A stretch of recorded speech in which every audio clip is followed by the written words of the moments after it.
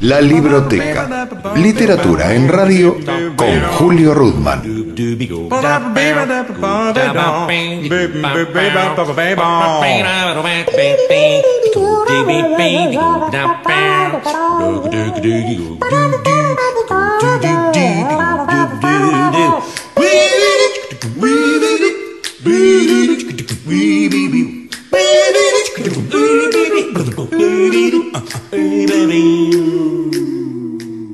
Muy bien, la Libroteca, es decir, Mario Ávila y yo en Buenos Aires, esta vez nos reciben en la casa de Edasa, en la editorial, para recibir a su vez nosotros a una escritora que ya hemos leído y que para nosotros es reincidente como lectores, que es Laura Alcoba. Laura, gracias por este diálogo, por prestarte al diálogo. Gracias por haberme invitado. Confieso haber leído La Casa de los Conejos, libro de 2008 creo, por lo menos aquí en 2008. Aquí en 2008. Y ahora aparece Los pasajeros del Anachi, que así se debe decir, supongo. Anacé. O Anacé, sí. ¿Este libro está escrito antes o después? Está escrito después, pero cuenta la historia que tiene lugar antes de la historia de La Casa de los Conejos. Es como sería una precuela, digamos, como dicen algunos, ¿no? En ambas obras, en ambos textos hay una característica que a mí me llamó la atención y que, aunque del sentido común diga que las comparaciones suelen ser malas consejeras, a mí me gusta comparar, pero bueno, en todo caso tiene el estilo, una especie de despojamiento como el de Kosinski, en alguna de las obras de Kosinski, ¿buscado o sale? Ambas cosas, yo diría. A mí tengo la idea siempre, el deseo de llegar a lo esencial en términos expresivos. Y algo me sale, y es verdad que tengo tendencia siempre cuando trabajo los textos no a aumentarlos, sino a llegar al contrario, a lo más, como al corazón de lo que quiero decir. Y cuando vuelvo a trabajar los borradores siempre es cortando, llegando a una expresión más concisa, más esencial, para que no sobre, porque hay tanto por decir yendo a lo esencial que no necesito agregar. Esto te obliga a trabajar mucho, a trabajar varias veces el texto, hasta que decir, bueno, más o menos creo que debe estar por ahí. Sí, trabajo mucho, leo los textos oralmente. Bueno, yo escribo en francés, pero los textos los escribo en un primer momento y luego los leo. Me los leo, me los digo. Todo el trabajo sonoro para mí es muy importante, y para llegar una cuestión musical, claro. Sí, totalmente. Para llegar como a la expresión esencial de lo que quiero decir. Y trabajé del mismo modo con La Casa de los Conejos y con Los pasajeros del Anacé. Llegar a como a la médula de lo que imagino. Hay en estas dos novelas, la tercera no la leí, no sé si está editada aquí. Sí, está editada. No la leí. Entonces, bueno, hablo. Pero digamos que estas dos están conectadas por el tema, autobiográfico en el sentido amplio, porque creo que mi proyecto no es explícitamente autobiográfico, pero digamos que hay una conexión evidente entre La Casa de los Conejos y Los pasajeros. Esto que vos llamás autobiográfico, o que alguien podría llamar autorreferencial, también tiene que ver con el tema, no sé si llamarle de la memoria para no... Sí, también la memoria, y de los recuerdos, ¿no? De los recuerdos. Sí, en este caso trabajé sobre 4 relatos. En La Casa de los Conejos era diferente, porque había trabajado esencialmente sobre mis propios recuerdos. De chica en Argentina, en La Plata, la experiencia, ¿no? de la vivencia en la clandestinidad con mi madre, ese episodio fundamental. Y de ese episodio fundamental salió la Casa de los Conejos, en que me basé esencialmente de manera totalmente subjetiva, sin querer hacer, no quise hacer, por ejemplo, investigaciones históricas en la Casa de los Conejos en absoluto, sino al contrario, volver a encontrar mi experiencia y tratar de llegar y de reproducir ese momento, las sensaciones también de esa experiencia particular. En Los pasajeros de la Nacé cuento la historia anterior, que es la entrada, digamos, en la militancia en el sentido amplio de mis padres y del grupo que estaba con ellos al principio, chicos muy jóvenes, tenían 18 años, eso es un hilo importante en el libro porque hay algo que es un libro también sobre la juventud, sobre los ideales de la juventud, más allá de ellos, ¿no? Por eso digo que es autobiográfico y no lo es, porque claro, se trata de mis padres, pero en realidad detrás de mis padres de otras cosas.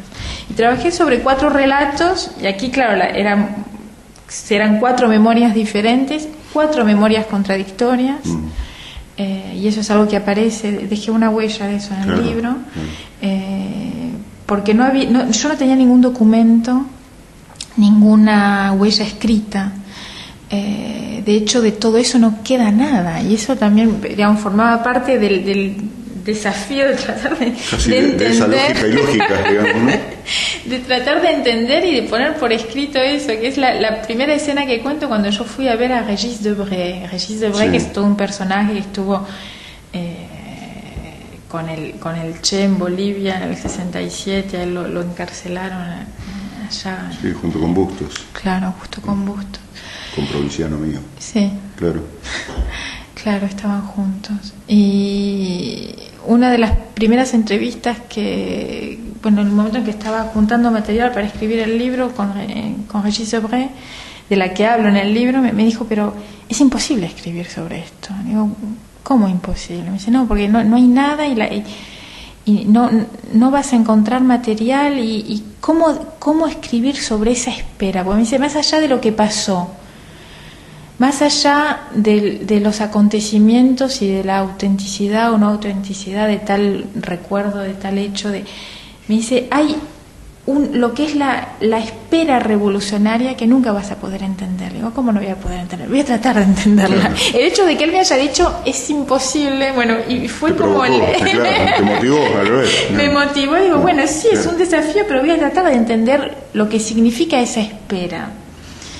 Y es un libro también sobre eso, ¿no? Entonces, bueno, volví a ver a Régis Debray, pero sobre todo, digamos, digo 4 relatos, hay 5 en realidad, porque es verdad que está el de Régis Debray, pero entonces durante meses hablé así de manera extensa con mis padres, les pedí que me contaran cómo habían vivido ellos esa experiencia, y 2 personas más que habían estado con ellos. Una es la persona que los reclutó, que sigue viviendo en La Plata, el loco, con quien tuve con él un intercambio exclusivamente por mail, y otro es el personaje que llamo Antonio, que vive en Barcelona y que estuvo con ellos también en la segunda fase, digamos, en Cuba. Y a partir de esos 4 relatos, también de las entrevistas con Régis Debray, que fueron muy importantes, solo evoco una en el libro, pero es algo que me guió mucho en la escritura, nació el libro. Con las dudas, no hice una investigación histórica, digamos, me basé en una serie de libros, leí sobre ese periodo, pero no es una novela histórica, es una novela para mí sobre una experiencia particular y sobre ese deseo o esa espera que Régis Debray me decía es imposible reproducir porque ya no existe. Entonces tratar de decir y de alcanzar esa, algunos dirán fantasía o... Mira, yo no soy quien para discutir con Debray, pero que existe, que está el libro, ¿no? Pero de todas maneras tenés algunas ventajas sobre Debray. Yo supongo que él, ensayista importante, filósofo, lo tenía, su chip era... Es decir, claro, no hay material documental, es imposible hacerlo. Vos tenías la ventaja de que escribías una novela. Sí. ¿Sí? Y la otra ventaja de que varios de los protagonistas de la novela, incluida la autora obviamente, están vivos y podían contar cosas. Sí. Un recuerdo pasado por el tamiz de la subjetividad del tiempo. De la subjetividad, del olvido, de las contradicciones, porque Bueno, tenía muchas contradicciones de fecha. Eso. Pero a pesar de las contradicciones, un hilo, digamos, que surgió bastante rápido, que creo que es bastante cercano a lo que ocurrió, pero por eso para mí es importante decir, bueno, es una novela, porque hay evidentemente, por mi parte, una forma de selección también, claro, ¿no? De lo que conté, de lo que encontró un lugar en la novela, ¿no? Y para mí era importante que se pudiese leer como una novela. Para nosotros, para los que estamos aquí, los que vivimos aquí, la dictadura y la postdictadura y bueno, y esta época, La Casa de los Conejos es, como te decía, o como te habrán dicho varios, un episodio emblemático de la época, ¿sí? Ahí está Chicha Mariani dando vuelta por ahí todavía, felizmente, la vieja, con sus desilusiones, con sus ilusiones todavía. Este texto es menos emblemático es decir, uno lo puede leer, digamos, uno lector lo puede leer con alguna distancia mayor sin que esté tan impregnado del realismo de la otra. No sé si me entendés lo que quiero decir. Libros respecto de la dictadura, de la época de dictadura, de la ilusión de viajar a Cuba, sí. De la ilusión de aquellos jóvenes de viajar a Cuba, para hacer la revolución, del terrible masazo que significó la muerte de Che, y creo que una de las cosas emblemáticas de este libro es la llegada a Cuba después del periplo por París, Praga, sí. del grupo, y Juan Carlos le dice, no, ustedes no son los que nosotros estamos esperando, ustedes no son otros, ¿no? Pero es una trayectoria que fue la de muchas personas, pero sabes que no hay nada sobre esto, no hay nada escrito. Y eso me llamó mucho la atención, muy pocas cosas. Está el libro de Ciro Bustos, precisamente, que no es una novela. Que no es una novela, es un libro de recuerdos. Sí. Hay muy poco, hay unas páginas en las memorias de Régis Debray, por eso yo había entrado en contacto con él también, más allá de su propia trayectoria, porque él habló de las escuelas de entrenamiento en Pinar del Río y de todo eso que yo quería contar, pero no hay casi nada más. Y eso es increíble, digamos. Yo tenía la impresión también de estar contando una historia que todavía estaba escondida por el silencio, por problemas de autocensura o de miedo tal vez a contar, o no sé muy bien, hay como un tabú. Si bien hubo muchos relatos de los años 70, ¿no? De lo que pasó posteriormente. Hay literatura de los 70, claro. Hay sí, literatura, sí. Pero no, sobre claro. este periodo no. Ajá. Y eso, ¿por qué? Es algo que no termino de entender, pero me encontré ante un silencio muy, muy grande. ¿Tus padres leyeron? Sí. ¿Sí? Sí. ¿Y sí. cuál fue la impresión, la reacción? La impresión, claro, ellos se encontraron dentro del... Me dijeron, no hablaste de fulano, no hablaste de tal, pues claro, me hablaron de tanta gente. Yo en cierto momento tenía la impresión de que, no sé, la mitad de La colmena, parecía la colmena de Cela. De la juventud, sí. Digamos, de izquierda argentina, pasó por Cuba, que cosa que, bueno, no es para tanto, pero, bueno, me hicieron comentarios de ese tipo, pero encontraron su vivencia, y eso creo que los emocionó mucho, con mis elecciones y con mi punto de vista. Otras personas que vivieron cosas cercanas me escribieron, me llamaron. Bueno, sin ir más lejos, el propio Régis Debray, que al principio, digamos, me había desalentado, de cierto modo, desanimado con sus comentarios, y que me dijo que se había emocionado mucho con la manera que yo había tenido de hablar de esa generación. Tuve, digamos, ecos como muy de gente que se encontró en el libro, y que encontró ese momento. Pero es muy sorprendente para mí, no sé si va a haber otros relatos, espero. El mío es también una novela, también es una novela de aprendizaje, yo lo veo de ese modo. También es una novela sobre el principio de la juventud o el final de la adolescencia, también es otras cosas, ¿no? Pero trabaja ese material de la experiencia cubana, de finales de los 60, de la que se habla muy, muy poco y casi no hay nada, la verdad. De momento no hay casi nada. Es casi insólito que no haya material crítico, autocrítico, panegírico, cualquiera, pero... Y aparte novelístico, porque es sumamente sí, novelístico. Claro. Yo me encontré ante una historia, digamos, de un grupo de chicos de 18 años que deciden ir, digamos, seguir las huellas del Che a toda costa y que en lo algunos siguen casos engañando a la familia. ¿Sí? Sí. Que es cuando se van de Argentina son menores de edad. Claro. O sea que por eso digo que también es un libro sobre el final de la adolescencia. Salen de Argentina siendo menores de edad, siguiendo esa figura y se cruzan con él probablemente y al mismo tiempo tienen la duda de si lo vieron, si no lo vieron, y lo siguen como una estrella. Sí. Y al final se encuentran tal vez con una forma de fantasma a bordo del ANAC. Para mí es como una gran epopeya y al mismo tiempo el deseo de una generación que busca héroes y que le cuesta tal vez encontrar con esos héroes que busca o que se busca un modelo o que y es una novela también de aventuras increíble. Ese material no se trabajó desde el punto de vista literario. A mí me da la impresión como lector, a ver, yo soy de alguna manera sobreviviente, por una cuestión generacional, sobreviviente también de esa época, sin que yo haya tenido militancia en grupos armados. Yo en esa época era militante primero de la Juventud Comunista Argentina y después del PC.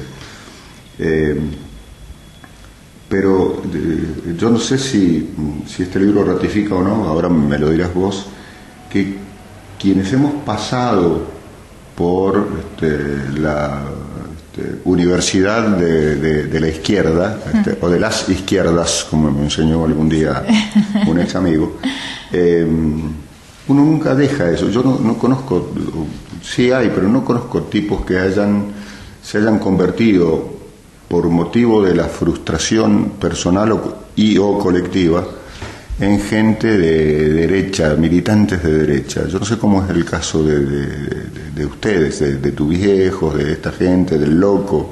¿Cómo es? Sí, creo que hay una forma de idealismo fundamental que persiste, que es la idea de no aceptar el mundo como va y de pensarlo perfectible. Entonces, ¿hasta dónde? Ese es el tema, ¿no? El ideal revolucionario, si persiste hasta el final o no, pero hay un idealismo fundamental que es el empuje que hace que se vayan. Y ese empuje inicial creo que persiste y que es el empuje de la vida y es el deseo de alcanzar el mundo de después, ¿no? Que en el libro se expresa de manera a veces un poco ingenua, pero que es la encarnación de ese de ese impulso que tienen desde el principio, ¿no? Esto que Galeano dice tan lindo de la utopía, que es el horizonte, ¿sí? Caminar y no llegar nunca, pero caminar está ahí, digamos. El horizonte. Entonces, a partir del momento en que una persona se construye con un horizonte, puede ser que a veces se le achique el horizonte, pero nunca desaparece, evidentemente.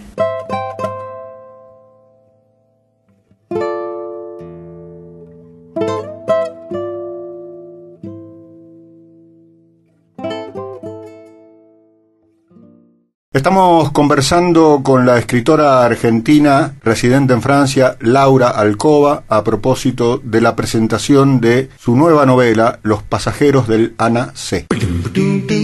La Libroteca. Literatura en radio con Julio Rudman.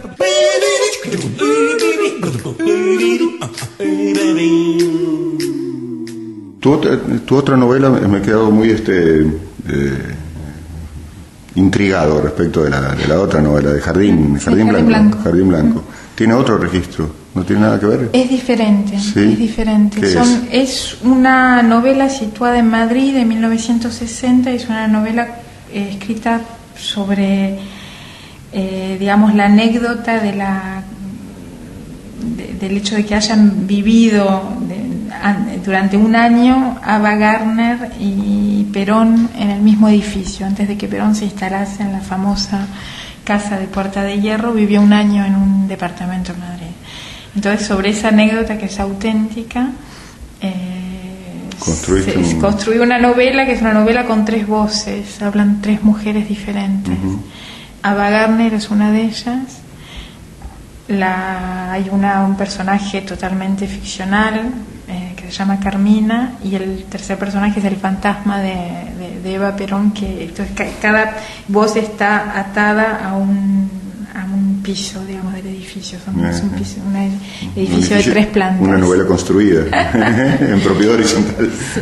¿Sí? Y bueno, es la alternancia de estas 3 voces.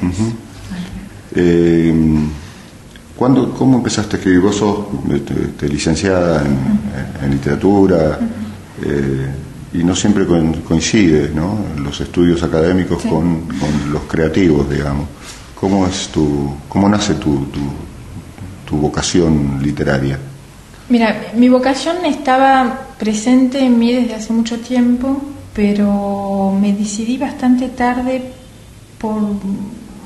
porque sabía que quería empezar por la historia que conté en La Casa de los Conejos, porque pensé que si no empezaba por ahí no iba a poder construir nada desde el punto de vista literario, tenía esa certeza. Y por eso me dijiste, esta se escribió antes, después. No, se escribió después, pero cuenta la historia anterior. En realidad era una confusión mía, porque Malena, de aquí de Prensa, me dijo, mira, es como una precuela de La Casa de los Conejos, entonces yo pensé que estaba escrita antes, pero que se publicaba ahora, digamos. No, la escribí después, y es verdad que para mí La Casa de los Conejos fue como el zócalo de la base, no sé cómo decirlo, la piedra fundadora, fundacional de lo que podía tratar de escribir, ¿no? Y tardé en asumir el hecho de que ante esa historia yo tenía que asumir la mirada infantil. Me había lanzado en una novela más complicada, pero que no me terminaba de convencer, y corté, como dije antes. Corté mucho hasta llegar a algo que me parecía como lo fundamental, ¿no? Que sobre eso yo podía construir algo, que fue Manège, es el título en francés, yo escribo en francés, y la mandé por correo yo sin conocer a nadie, a un par de editores en Francia, empezando por el más famoso. Pero para pensar, bueno, en el mejor de los casos me darán un consejo, vaya, no sé, haga tal, no sé. La mandé un lunes, me acuerdo todavía porque era el día de mi cumpleaños, lunes 10 de abril del 2006. El jueves me llamaron para decirme nos interesa. Yo, bueno, sorpresa absoluta, y mucha emoción muy fuerte fue. Y bueno, al poco tiempo, a los meses la publicaron. Y después fue como una liberación, digamos. Pensé, bueno, ya puse la piedra primera, o sea, y ahora puedo tratar de seguir y de construir algo literariamente a partir de esa historia. Con Los Pasajeros de la Nacé es también ir al origen de temas que están muy presentes en La Casa de los Conejos, que es el tema de la clandestinidad, el tema del doble, el tema del silencio, remontar el tiempo, y el tema de la identidad y de la doble identidad.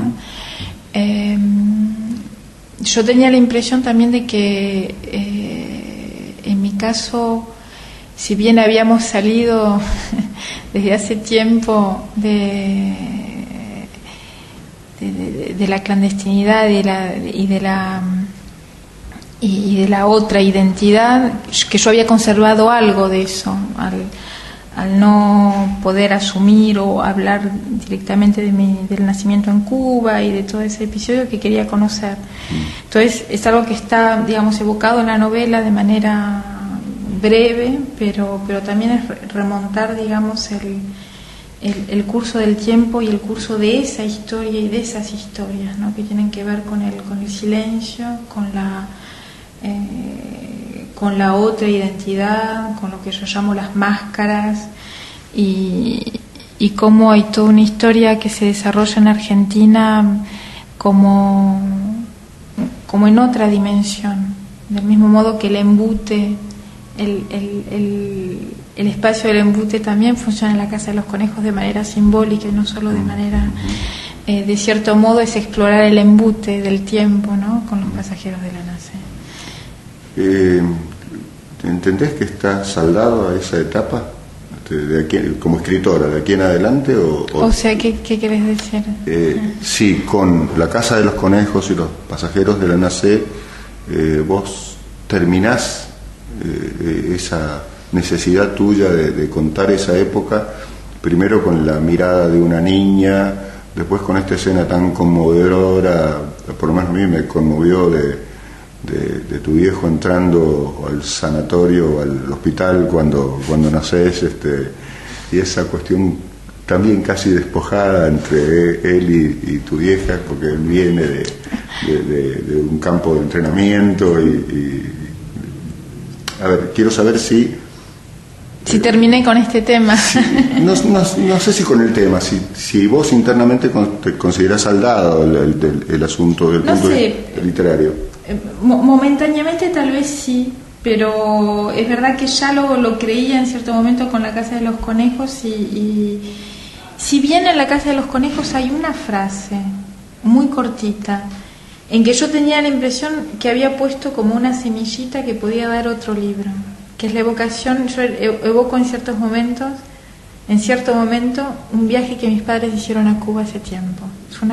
Y yo pensé, esto es una semilla para otro libro, pero ese libro pensé me va a costar mucho. Me va a costar mucho, ¿por qué? Porque de eso no sé nada. Pues de eso no sé nada y va a ser muy difícil contarlo, va a ser muy difícil reconstruirlo. Pero estaba la semilla de los pasajeros de la nace. Por ahora, claro, estoy, yo digo llevando el libro, porque es un poco como un bebé que hay que acompañar, que hay que llevar. Entonces, claro, estoy con este libro en una relación muy particular. El puerperio del libro sería. Creo que en los pasajeros de la nace hay semillas de otros libros. Yo lo veo así, pero no sé si los voy a escribir ahora. En los relatos que grabé, porque tengo horas de grabación de mi padre, horas de grabación de Antonio, que el personaje que llamo Antonio en la novela, hay materia para varias novelas, y eso lo digo en las últimas páginas del libro, en los agradecimientos. Yo sé que hay materia para varias novelas, pero no sé cuándo las voy a escribir. Si las voy a escribir ahora o si voy a dejar pasar un tiempo, porque también es una temática que me mueve, claro, digamos, emocionalmente mucho. Como si no. Lo que me mueve mucho y me impresiona, ya me ocurrió cuando escribí La Casa de los Conejos, y con los pasajeros de la nace es lo mismo. Si bien remonto el tiempo, entonces es el momento de la esperanza, es el momento de la utopía, es el momento de las ganas. No se oscurece el paisaje como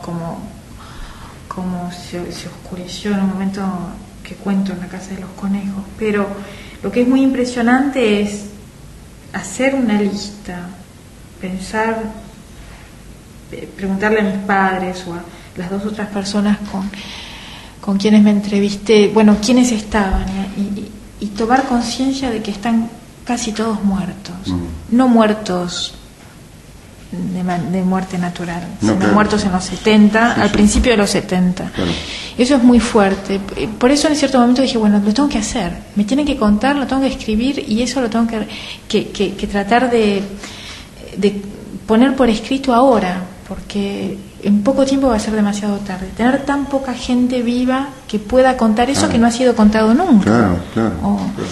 Eso ya me había impresionado mucho en el momento de escribir La Casa de los Conejos. Tenía la impresión de estar rodeada de fantasmas y decir, bueno, yo estoy acá para contarlo, entonces tengo que hacerlo. Y eso es algo muy fuerte, muy muy fuerte, ¿no? Porque empieza todo como una aventura de jóvenes con ganas de cambiar el mundo, con ganas de llegar a ese después ideal y con una energía increíble, y al final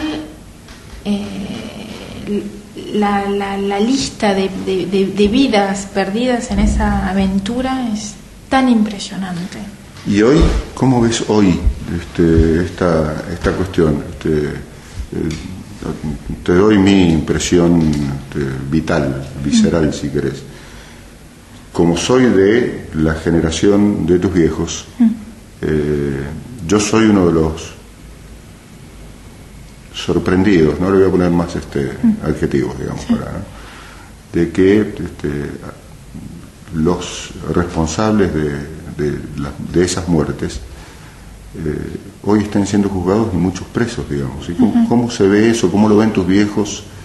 ¿Cómo lo ves vos? Bueno, lo veo, digamos, la justicia es esencial para reconstruirse, y la justicia está haciendo su trabajo un poco tarde, pero bueno, sí. vamos a decir, lo está haciendo, entonces está bien. Sí, sí. El tiempo creo que es la memoria colectiva tiene su ritmo particular y su tiempo particular. Yo estoy convencida de que hace falta, más allá del trabajo de la justicia que se está haciendo ahora y que es algo evidentemente muy positivo, que la distancia y con respecto a los acontecimientos tal vez solo sea posible dentro de una generación. Eso yo lo digo pensando sobre todo, claro, yo vivo en Francia, lo que fue la manera en que se habló de la Segunda Guerra Mundial, el tiempo que se tardó en saber realmente, ¿no? Porque también hubo un momento en Europa de caricatura absoluta en que todo el mundo había sido resistente. Llegar a dar con algo más cercano a la verdad, salir del maniqueísmo y tratar de acercarse a las historias, a las vivencias, de entenderlas y de digerirlas. Para eso se necesitan al menos una generación más.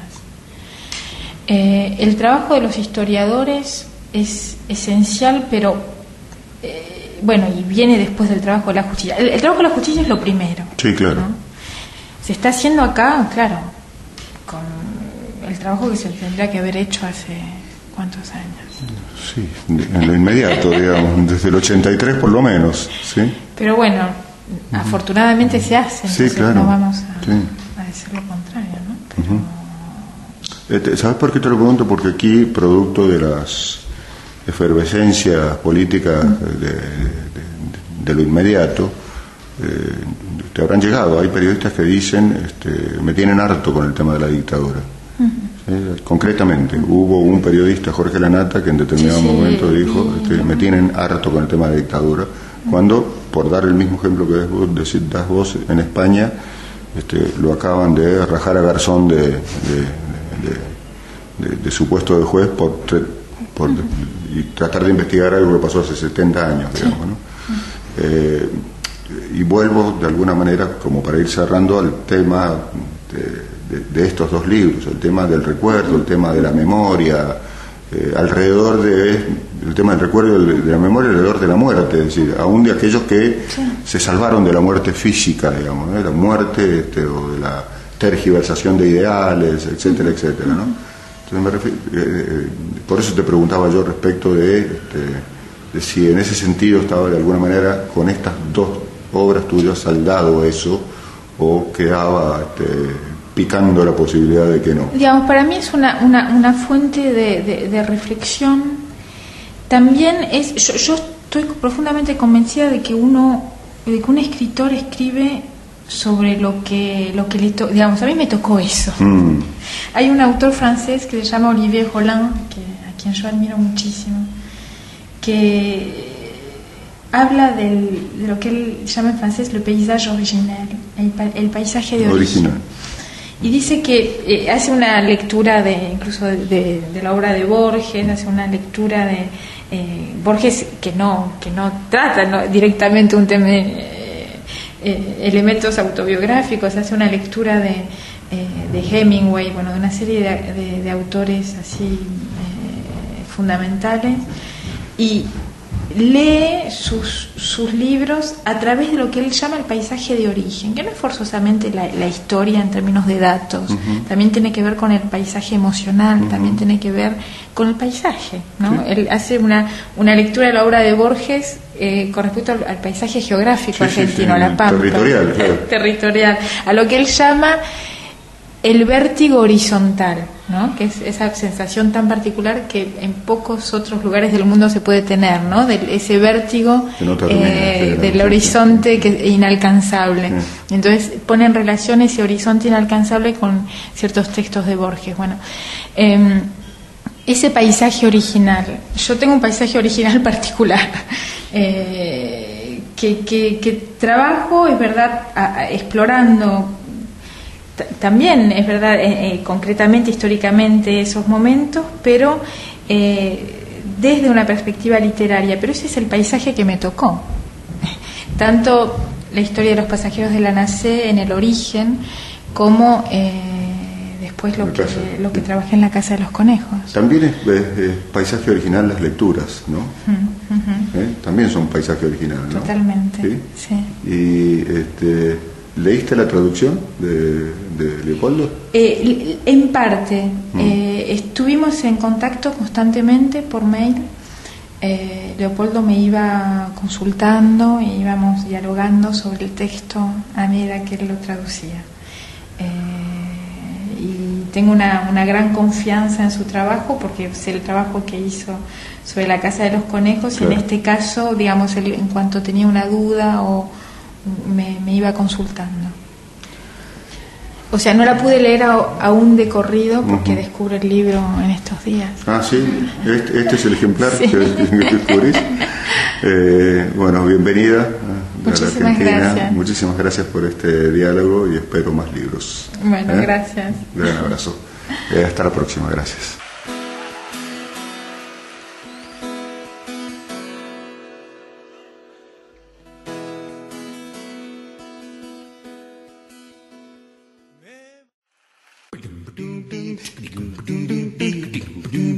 Cerramos por ahora la libroteca. Pone el señalador en la radio pública y nos reencontramos en el próximo capítulo.